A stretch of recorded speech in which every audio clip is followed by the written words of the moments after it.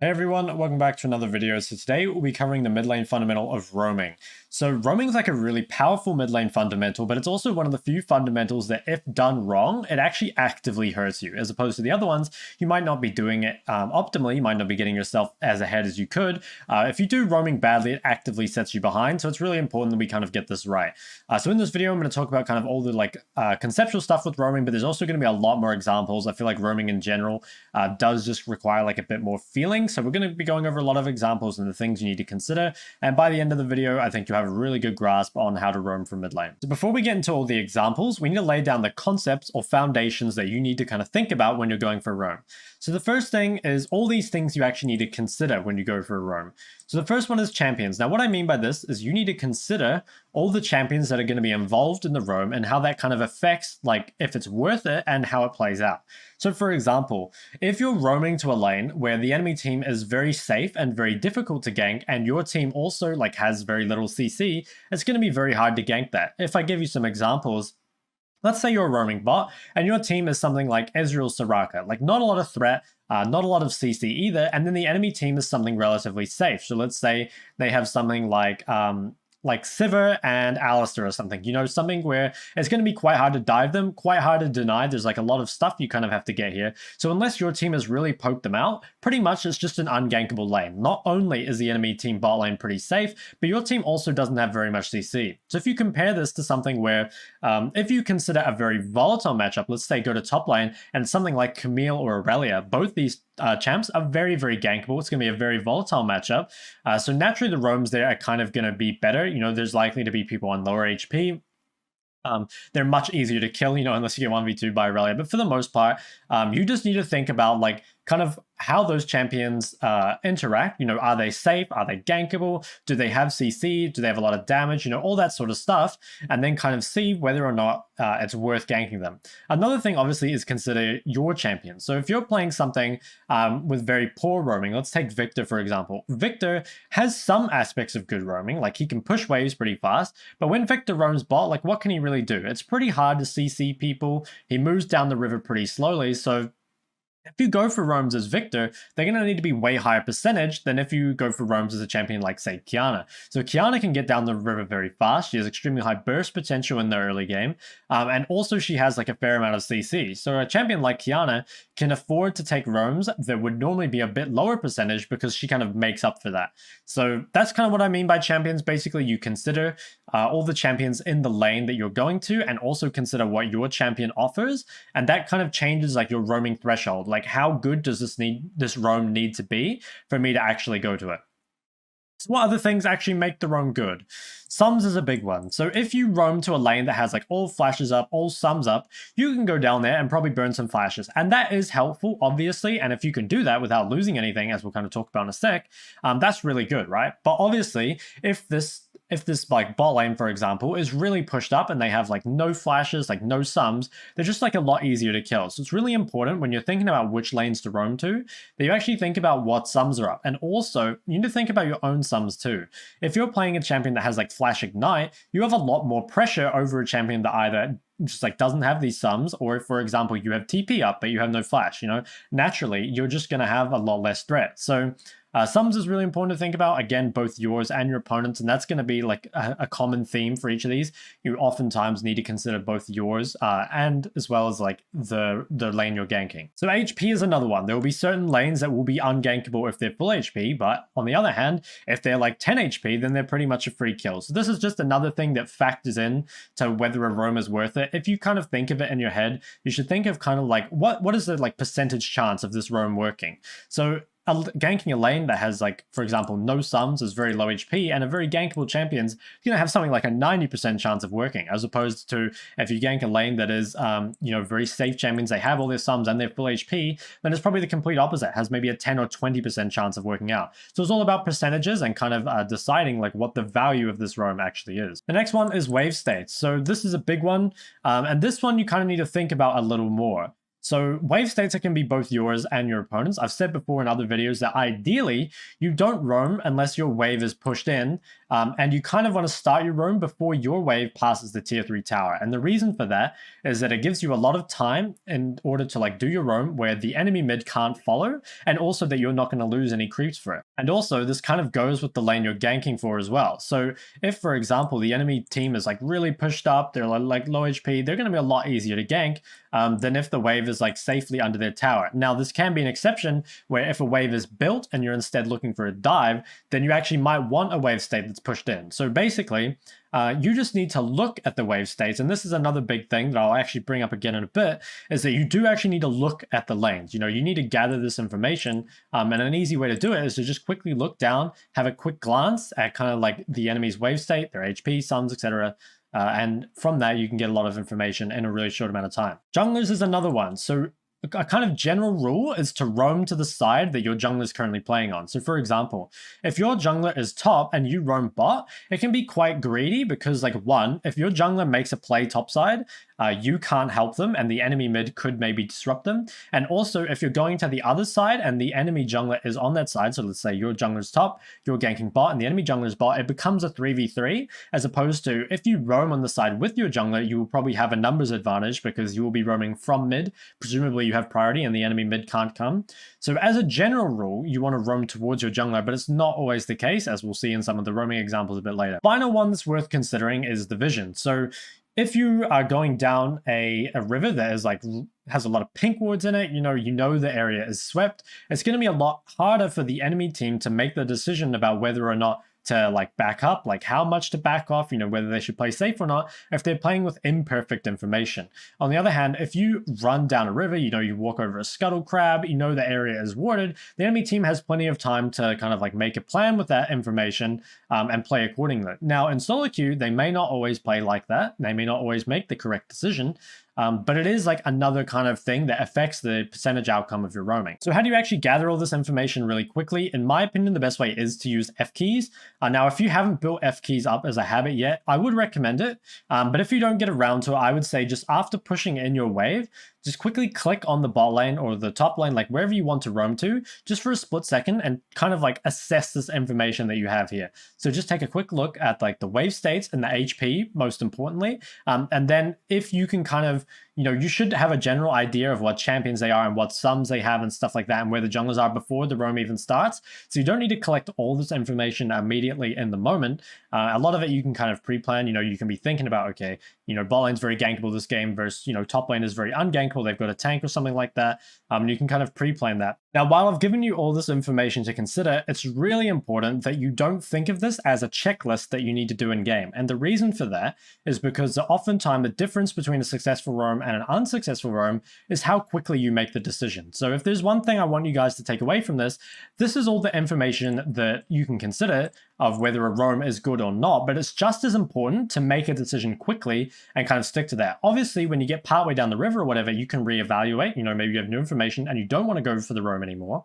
But it's really, really important that after pushing the mid wave, you don't just sit there and kind of like go through your checklist and waste precious time when you can already be walking down the river or doing something else with your priority. The way I would recommend using this framework is actually after you've done the roam or even in the replay after, if it went wrong or if it went well, you can be like, okay, so why did that go well? These are the things that they didn't have. These are the things that they did have. And that'll help you make better decisions next time. I think roaming, just because it is you've got such a small window to make the choice, it kind of needs to be a bit more by feel than the other things. The way that you develop this feeling and the ability to kind of like recognize the situation, take a quick look and gather all this information at once is by like just practicing roaming and then realizing afterwards, like, okay, these are the things that mattered, these are the things that didn't. And eventually you will just develop that feeling or that instinct of like what a good roam looks like and what a bad roam looks like. Another really important concept is to think about your goals when you're roaming. So one that's kind of obvious, but I want to explain a little bit, is to get more than you give up. And the reason I say this is because oftentimes people are looking kind of similar to my other videos. They're looking for some very like hard and fast rules about roaming. So let me give you an example. Normally I say it's bad not to roam unless you've pushed the wave first. And I think that is somewhat true, because if you roam, say, without pushing the wave, the enemy mid denies you a wave, and they also normally take a tower plate. So that's around 260 gold, like 100 from the creep wave, 160 from the tower plate. So unless you are reliably, and that's like quite important, you know, with a high percentage, getting more than like 260 gold on your roam, then that's probably not a good roam. That being said, if you go for a roam and it's like you double kill their bot lane, like your bot lane takes their tower, you know, and the gold value of that roam is something like 1,000 gold, obviously that's like really, really worth it. So there are times when roams that are normally suboptimal can become optimal. It just depends on like the value that you get out of it. So this is something that, again, will take you some time to develop, but you need to think about, okay, like what do I get when I roam in terms of like gold value, in terms of like value to helping you win the game, and what do I give up for it? Because there will be times when, you know, a roam that is typically not good, like roaming when the wave is under your tower or something, is actually the correct choice. So the last one, and perhaps the most important, is thinking about win cons and denying key members of the enemy team. So I think this is really, really important for deciding kind of to begin with which lane you actually want to roam to. You kind of need to look at the enemy team comp and be like, okay, what are the enemy win cons? Specifically think about like their top lane versus their bot lane, because oftentimes they have like a strong side top and then a weak side bot, or maybe the other way around. So to give you like specific champion examples, if they have like Ornn top and then they have something like Draven bot as like two extremes, it's like if you gank this Ornn and you deny him a lot of CS, you know, if you kill him a couple times, it's nowhere near as effective as if you kill this Draven a couple times. Now, it might be that the Draven's ungankable, like who knows based on the game state. It could be that you have no other choice but to roam top.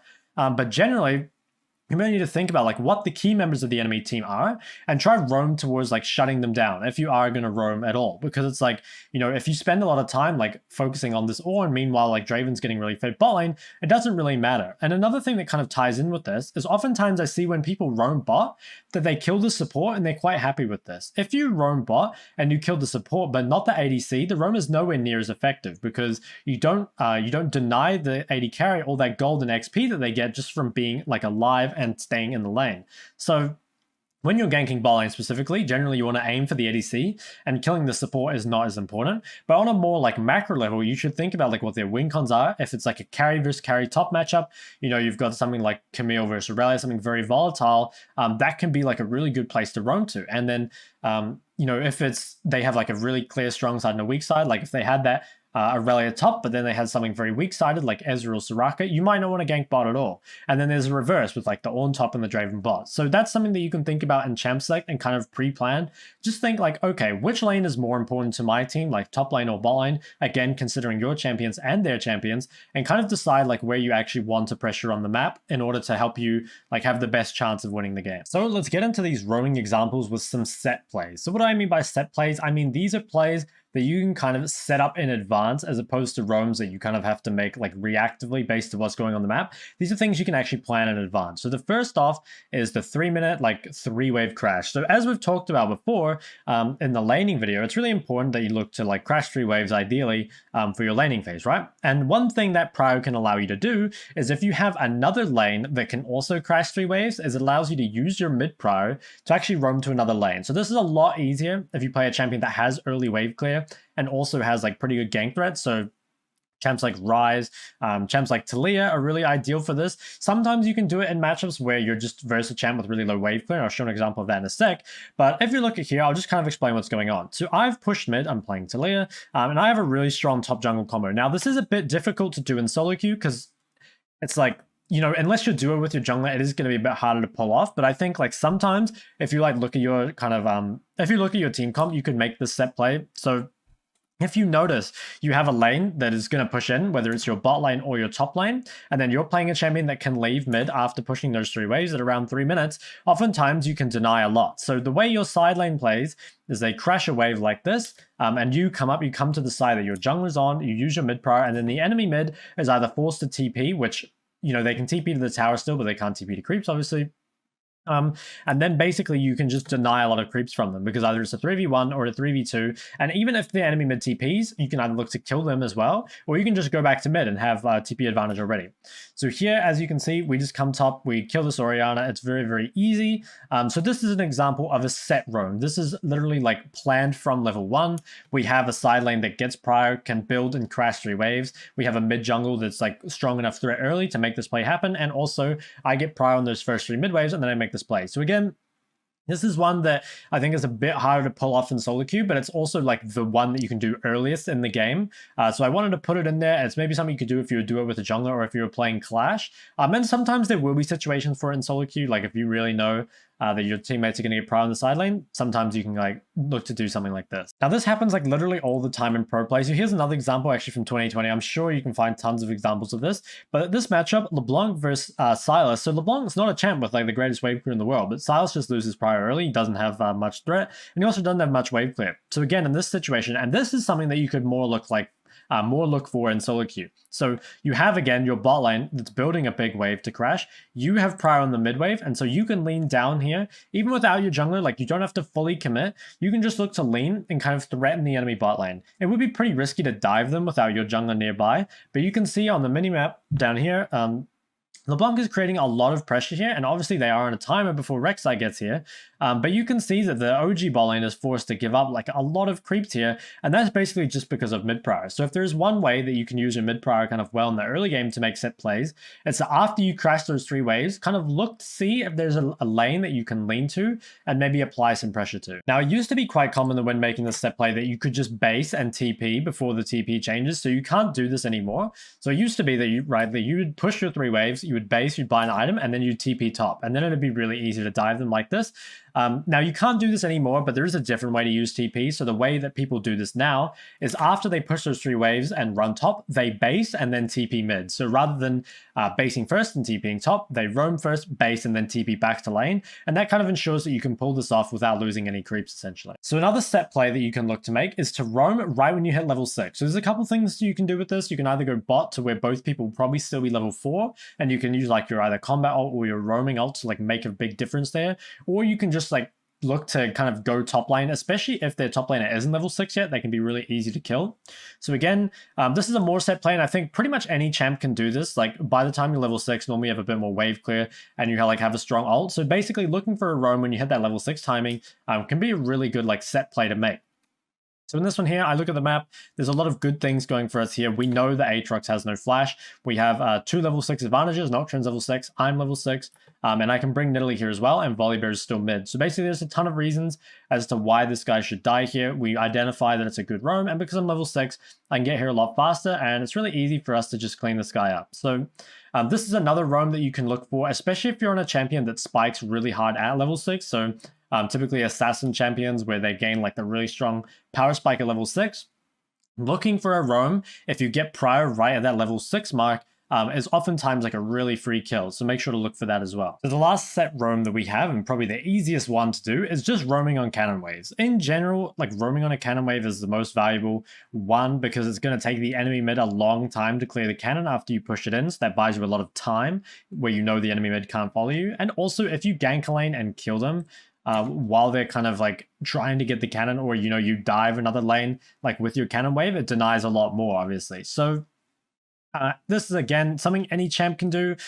You can really look for those kind of like proactive roams, try and like set it up in advance on those cannon waves, and hopefully you can get some like really good roams off like that. You can see here just like how much time I have in order to come down here, and even if the roam like doesn't end up working out, oftentimes you can actually get back to mid before you really like lose something for it. So I think, yeah, those are the 3 set plays.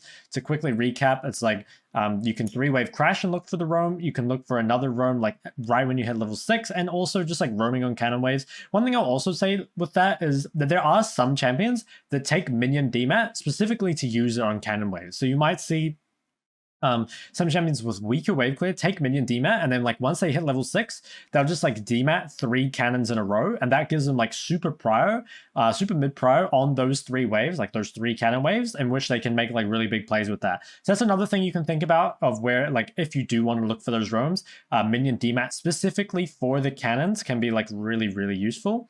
So yeah, all roams that kind of aren't in these set plays are mainly going to be more reactive, kind of like reading the map and stuff like that. But these like set plays are really powerful, and I think the first one is quite hard to execute in solo queue, but definitely like cannon waves in level 6 aren't super hard, so you should definitely try to look for those in pretty much every game you play. Okay, so we're going to go over 5 just like random roam examples, something that is like more akin to what you'd see in solo queue, just where you kind of assess the situation, you weigh up the pros and cons, and then you make the play. So in this game here, I'm playing Talia, so obviously I'm pretty good at roaming. I have a roaming ultimate, and I'm also like fairly strong. I do have a kill and I have boots, so I can get to waves like a bit faster than normal. Now I look down here and I instantly see, okay, there's a half HP Morgana. I have my jungler on the bottom side here. You can see him. So those are kind of good things about it. And another good thing is I've like shoved the wave, and the next wave just now passing this tier 3 tower. So there's a lot of good things about it. On the other hand, we don't have any guaranteed CC for this play. Morgana still has flash, and my bot lane's dead, and also killing Morgana isn't the most valuable thing in the world. So we have some pros and cons here. I weigh them up, and I think I can make this play without losing anything for it, mainly because I have this roaming ultimate, and my wave is so far away. So I come down here, I ult Morgana, and I believe she flashes, trying to remember what happened here. Yeah, so she flashes, but we managed to kill her, and then I walk back mid. And you'll see that by the time I get to mid, this wave is just now crashing, so I've only missed 1 creep here. Or actually I missed 2, because that one died at the tower. But you can see that overall, it was pretty successful. So that's kind of like the decisions you need to weigh up in solo queue. We're going to go over some more examples now, but you just need to quickly think in your head, like, okay, the good and bad things, and just like recognize like as soon as you can in the moment whether or not it's going to be a valuable roam for you. Now in this example here, we're looking at a roam that's perhaps a bit more suboptimal and a bit lower percentage. I would say this roam is not something you should ideally look for. It's more like you can look for it, but is it that good? Not really. I feel like it's good to include some examples in here that aren't just like perfect situations. So let's look at this one. This is quite a hard decision to make. So the mid wave is crashing. So if I walk bot now, I am going to lose this wave. Potentially lose a tower play if he hits it, but it's not a cannon wave. So one thing you also need to think about is if you do roam when a cannon wave's here, it's very easy for them to often get 2 plates because the cannon wave can tank more turret shots. But in this situation here, I'm not going to lose like 2, at the most I lose 1, and I'm coming down to a play here where this like Nunu is very low and they look like pretty overextended, and also because their AD carry is dead, if we do get some kills here, like Aphelios can probably take an extra turret plate. So there is actually like quite a lot of value here, but I'm also like losing a lot mid. So I wouldn't say this is a great roam. This was like, I weighed up the percentages, it was kind of a 50-50 and I decided to go for it. But was it an amazing roam? Like, no, not really. I think that there were enough things to make it like an acceptable roam, but there weren't enough things there to make it like a really, really good roam. So one question you guys would probably ask a lot is, should you roam on mages? And to be honest, it does depend on the mage. I'd say like Syndra, for example, she's kind of middle of the pack. So when I say like evaluate your champions, again, think about like how quickly you clear waves, how quickly you can move to other lanes, and then what CC you have. So Syndra, she's like pretty middle of the pack when it comes to roaming. She's not as good as like say champions like Ryze or Talia, but she's much better than say champions like Corki or Victor. So you can still roam on champions like Corki or Victor, but you need to just have like really high percentage roams. They need to be like 90% chance this works, as opposed to like a bit lower percentage. So in this example here, I'm ahead of my opponent, but I'm actually pretty weak overall. Like I'm 0-2, I'm not particularly strong. The enemy bot lane is 8-1, but there's a big shutdown here. So good things about this roam, I am going to have my cooldowns, I'm going to have ult up. But there are a lot of bad things about this roam. I don't have either sums. My jungler is pathing to top side. My bot lane doesn't have any CC. Again, some other good things though that we do have here is our wave is pushed all the way in, so we're not going to lose anything for it. And then when we look at the enemy bot lane here, we can see that they're pretty low HP. Like by this point, I can choose to go back to mid if I wanted, but they're pretty low HP and they're pretty pushed up. So it actually looks like there are enough things in my favor here that I could actually make this play. So I come down, I actually corrupt Impart early just for movement speed, because I was like really desperate to get this play off. So I come down here, even though my bot lane doesn't really have any CC, the enemy bot lane is low enough and I have enough damage, they're able to kill both of them and get a shutdown. So this is like, again, your champion, you need to, depending on your champion, will depend like how kind of high percentage your roams need to be. Syndra is kind of a middle of the pack roamer, so you can take roams that are, you know, they have to be quite good. There were a lot of good things there. The enemy team was overpushed. They were low HP. But I don't need the actually like perfect roam, like a champion like Victor or something might, where you literally have like, you know, wave in perfect state, all your sums up, like roaming to your jungler, your bot lane has CC, like all that sort of stuff. So what I'm truly trying to say to you guys is to be adaptable and like weigh up the pros and cons in your mind. The Lucian is actually a good example of a champion that does need like really high quality roams for them to be worth it. The reason is that Lucian can accelerate himself really fast. He can take camps, he can take turret plates, he can pressure his own lane a lot, but he's not super good at roaming. If you get kills through roams on Lucian, that's really good. You know, you snowball very hard, but you don't really get to other lanes particularly fast. You don't have the quickest wave clear, and you also don't have any CC in your kit, but you do bring a lot of damage. So here, I'm going down to this bot lane roam here. So why is that? There's a lot of good things about this. First, the enemy bot lane is actually already dead. So this is a 2v2, like their mid's coming down. This guy's already on half HP. And also I have a bot lane with a fair amount of CC. I have a LeBlanc support. So that'll bring a lot of CC. Yeah, but basically it's like I have my ult, I have all my sums. I'm like pretty strong and they're already pretty low. So while you normally wouldn't go and just like roam to another lane as a Lucian, if you see enough good things, basically, you can come to it. Like this volley bear basically just looks like double buffs and free kills. So I come down to this, you can see I only get this kill because of my LeBlanc support. So if if this were a Soraka or something instead, something without CC, I probably couldn't make this play. The enemy team obviously overcommits, but that's like nothing to do with the roam itself. It's more that like there was, this was pretty much the perfect roam opportunity. And you'll see that now, if I look to make a roam in the next like couple minutes where I have like no ult, no flash, no ignite, I won't bring anything to the play. And there will be champions that still do, champions that aren't as reliant on their ult, or champions that aren't as reliant on their stuns, or just bring so much already that they don't need those perfect roams. But for champions like this, your kind of your Victors, Corkis, any champ that brings damage but doesn't necessarily bring CC, you need to look for those really like high percentage roams for it to be worth it. Now, every roam example I've shown so far has been like a proactive roam, something where I've gotten prime and then moved, but you can actually do defensive roams as well. So something like this, where the enemy team is making a play, and then once you realize they overextend, so Tam has flashed in and Sejuani has used her Q, now they're kind of overextended and I can TP to this play and look to pick something up, especially now when they've like super overcommitted to it. So there will be times where you're just reacting like literally in the moment, either by TPing or by realizing that like someone on your team is getting dived and they're like really low HP, and you can make plays like that. So that's another thing to consider. And again, you need to think about like what do you give up, because here I gave up like a cannon wave for this. I can farm the top wave, but Young gets this wave for free, and he can take a turret play if he wants. So there is like a significant amount of stuff you give up. On the other hand, I did just get 2 kills. I get 600 gold. I push in the top wave and probably get a top plate. So it's like about 800 gold for me, and that might only be like 200 or 300 for him. So always keep in mind that kind of like value, like how much is worth it, and be like ready to react to plays that happen on the map. So guys, that's going to be it for this video. If there's some advice I want to leave you with, it's actually don't overdo it. So one thing that I think is really common is people say watch a video on roaming, and then suddenly they're just roaming on like literally every wave. This video I think should be to kind of give you like the framework for what a good roam can look like. And obviously you still need to do like roams and stuff in order to learn, in order to get better at it. But don't just like now go into game and literally roam on every single wave, because you're going to like fall very far behind off that. Again, roaming is one of those things where if done badly, it does put you fairly far behind. So yeah, I basically, from this video, I guess I want you guys to realize that there is a lot that goes into roaming. And while it is a spur of the moment decision most of the time, there are kind of like, there's information you can gather that can help you make those decisions. And there's also information like before the roam even happens, stuff like win cons, champions that you can know before you even make the play.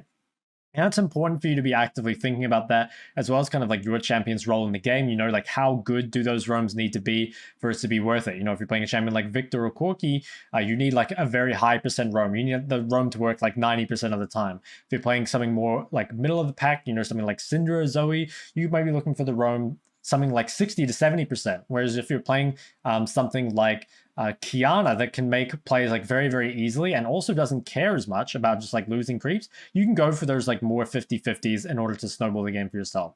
So yeah, that's it guys. If you did like the video, go ahead and like and subscribe. If you have any questions about roaming, let me know below. Again, I think it is kind of like something that comes a bit more with experience, but hopefully I gave you guys something to work with. So yeah, I'll see you guys next time.